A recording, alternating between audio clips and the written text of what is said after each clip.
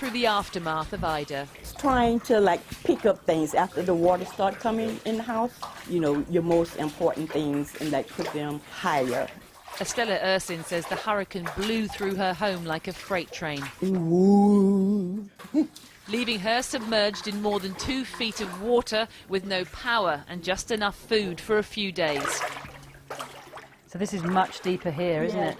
Having lived through Hurricane Katrina, she's more than used to big storms and would have evacuated. Yeah. See, the water goes under there. But for one thing. Yeah, it's not just the hurricane and all the water. You know, we've been through that before. It's also COVID. You know, and that was the main reason why we stayed home. Remember, the virus is spiking here too, just for good measure. And by the way, those aren't canals, they're streets in the low-lying town of La Place, where Estella lives near New Orleans. It bore the brunt of Ida's wrath. Roofs ripped off houses, trees tossed around like toothpicks, and cars overturned.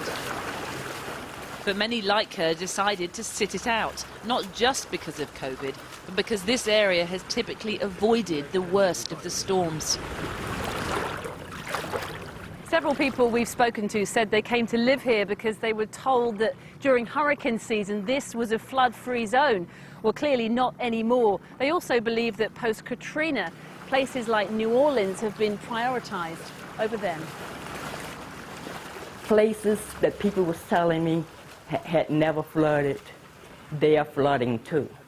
And when we moved here, you know, these people was telling us that they never had a flood here, and we have been through 2 here. It ended up flooding in the house, and I have 2 dogs, so we can't stay. Carrie Kindler was here. still visibly shaken from her experience of Ida. It was terrifying. She lives alone with her 2 dogs and says she opted to hunker down because she didn't think Ida would hit too hard.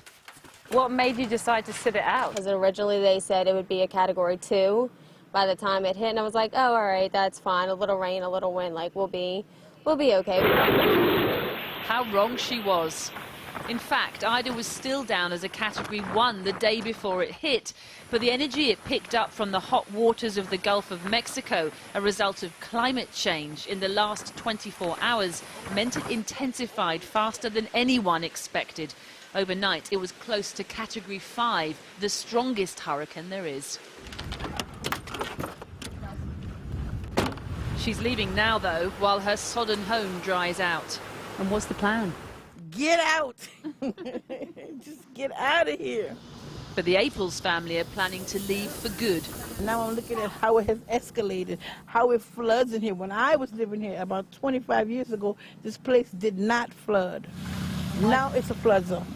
Made worse, they believe, by the fact that billions have been spent rebuilding the levees to protect New Orleans, forcing the floodwaters to unprotected communities like theirs.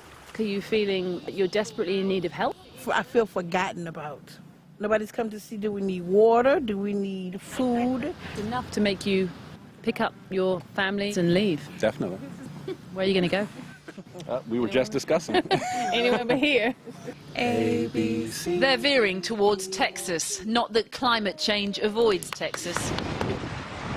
They just feel it's more manageable than here. As if on cue, the next torrential downpour, not to mention the tornado warning for later, and the multiple tropical storms brewing offshore, just waiting to descend.